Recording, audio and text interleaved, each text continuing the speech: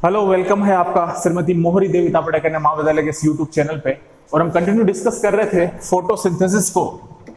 तो फोटोसिंथेसिस में हम डिस्कस कर रहे थे C4 पाथवे, C4 प्लांट्स को।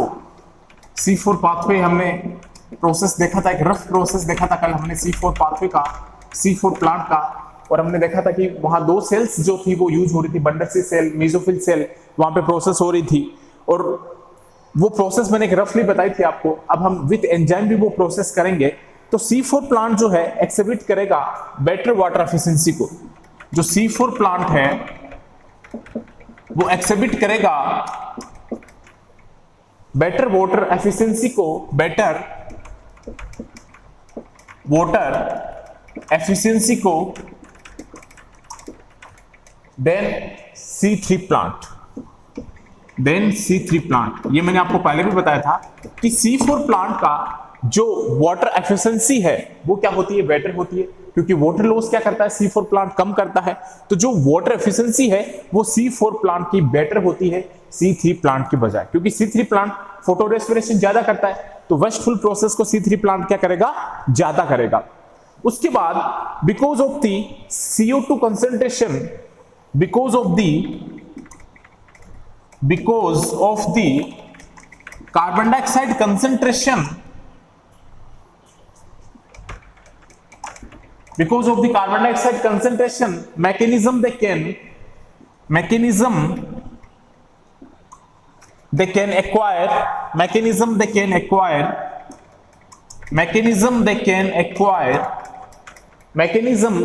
acquire enough carbon dioxide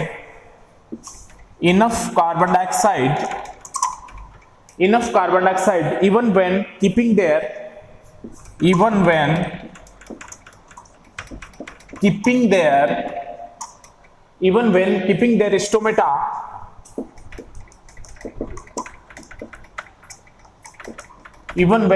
their stomata closed, stomata more closed,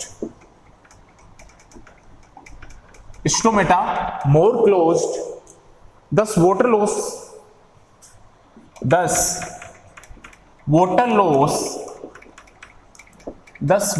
by transpiration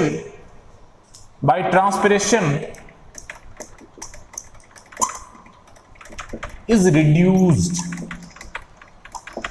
अब ये देखो, ये क्या बोलना चाहता है कि because of the carbon dioxide concentration mechanism they can acquire enough carbon dioxide even when keeping their stomata more closed, thus water loss by transpiration it reduce। इसका मतलब यह है कि अगर स्टोमेटा क्लोज होगा, अगर यहां पे स्टोमेटा क्लोज होगा तो भी कार्बन डाइऑक्साइड को ये क्या करेगा, C4 पाथवे मेंटेन रखेगा, कार्बन डाइऑक्साइड को क्या रखेगा, मेंटेन रखेगा, और वाटर लॉस क्या करेगा, कम करेगा।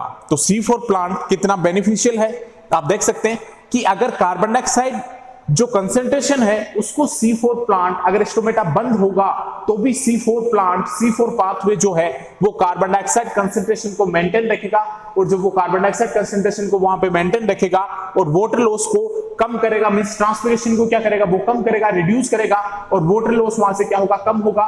प्लांट की वेस्टफुल प्रोसेस क्या होगी, वहां पे कम होगी। तो C4 प्लांट जो है वो बेटर वाटर एफिशिएंसी पाथवे है C3 प्लांट के बजाय। तो C4 पाथवे जो है वो बेटर पाथवे है किसकी बजाय, C3 पाथवे की बजाय। तो ये आपको थोड़ा सा ध्यान में रखना है।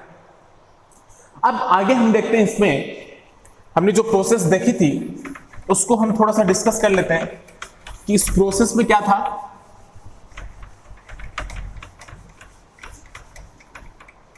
उस प्रोसेस में क्या था कि जो मेसोफिल सेल है और बंडलसी सेल है, दो सेल हम यहां पे यूज कर रहे थे।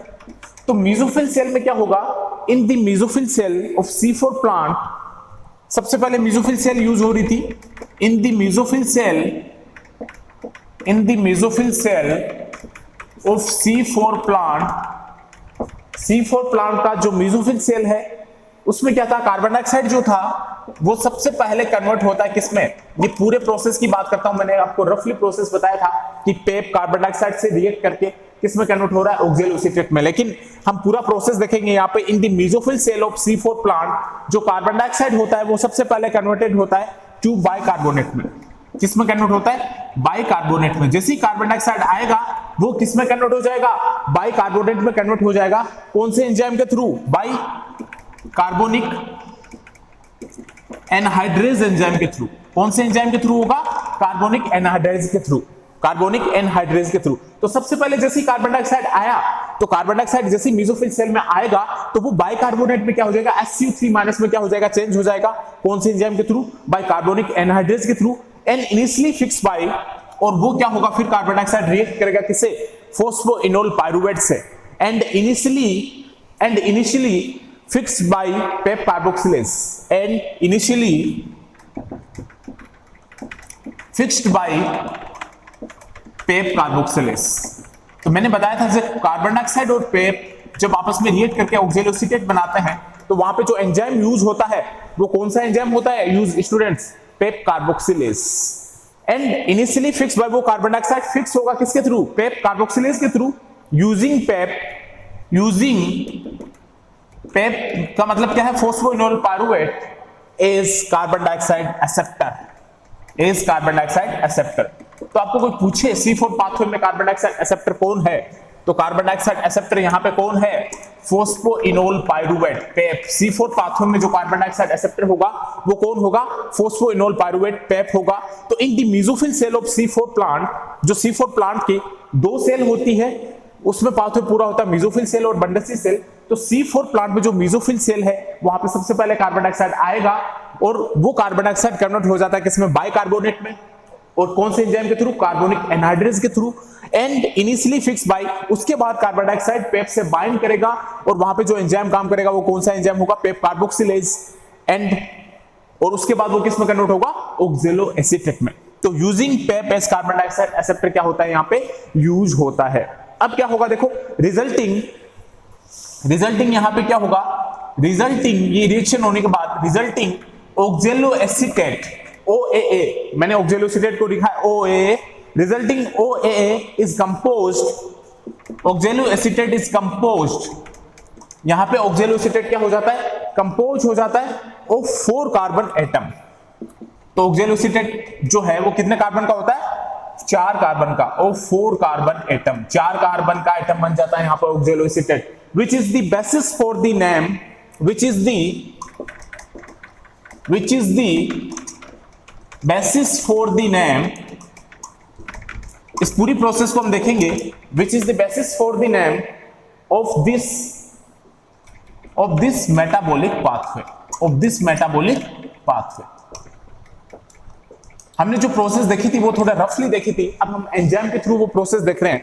तो सबसे पहले तो क्या हो रहा है देखो, मेसोफिल सेल में कार्बन डाइऑक्साइड आया तो कार्बन डाइऑक्साइड क्या होगा? कन्वर्ट हो जाएगा सीधा बाइकार्बोनेट में।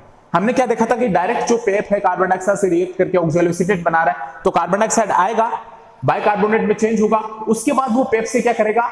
रिएक्ट करेगा, पेप कार्बोक्सिलेज एंजाइम वहां पे काम करेगा और वो उसको किस में कन्वर्ट कर देगा? ऑक्जेलोसिटेट वहां पे क्या हो जाता है? फॉर्म हो जाता है।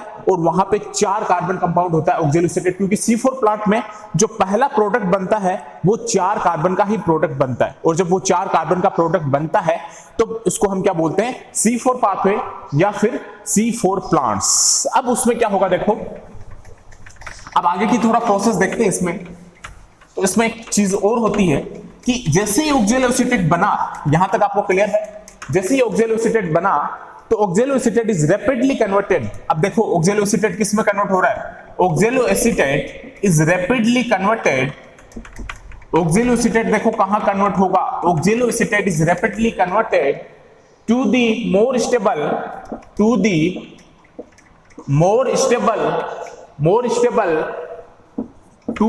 स्टेबल C4 एसिड,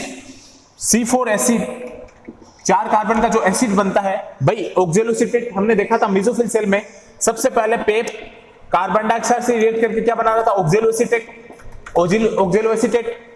एंजाइम काम कर रहा था पेप कार्बोक्सिलेज। अब ये ऑक्जेलोसिटेट वहां पे किस में कन्वर्ट हो रहा था? मेलेट में कन्वर्ट हो रहा था मेसोफिल सेल में, क्योंकि जो ऑक्जेलोसिटेट है वो डायरेक्टली क्रॉस नहीं कर पाता मेसोफिल सेल को, बंडसी सेल में नहीं जा पाता। तो वहां पे C4 एसिड जो बनेगा वो कौन सा बनेगा? मेलेट बनेगा। देखो मेलेट तो बनेगा ही, इसके साथ साथ एस्पार्टेट भी बन सकता है। ये भी ध्यान रखना, एस्पार्टेट भी बन सकता है, मेलेट तो बनेगा ही, एस्पार्टेट भी बन सकता है, लेकिन आपको ध्यान में ये रखना है कि यहाँ पे क्या बनेगा, मेलेट बनेगा, लेकिन यहाँ पे एस्पार्टेट भी बन सकता है। दैट डिफ्यूज टू दी, अब जैसे ही मेलेट बन जाएगा तो दैट डिफ्यूज टू दी, और वो डिफ्यूज हो जाएगा किसमें, बंडल सिथ सेल में, to the bundle Sith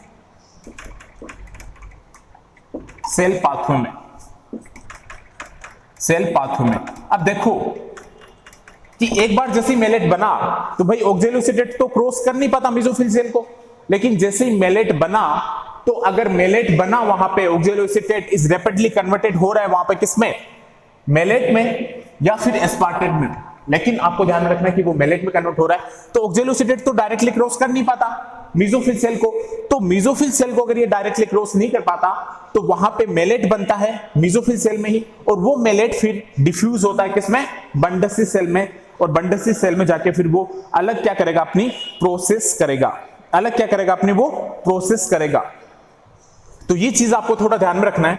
I hope कि आपको ये क्लियर है। इसका पूरा प्रोसेस हम विद एंजाइम देखेंगे इसमें कि कौन कौन से एंजाइम यहाँ पे काम करते हैं और क्या क्या प्रोसेस को ये परफॉर्म करते हैं, उसको मीन्स आपको रफ प्रोसेस वही रफ ध्यान में रखना है, लेकिन एंजाइम के थ्रू हम थोड़ा करेंगे तो आपको बेटर क्लियर होगा कि वहां पे क्या क्या चीज हो रही थी, क्या क्या फॉर्मेशन हो रहा था, कहां पे ऑक्सीडेटिव डीकार्बोक्सिलेशन हो रहा था। इसको हम नेक्स्ट क्लास में समझेंगे अच्छे से।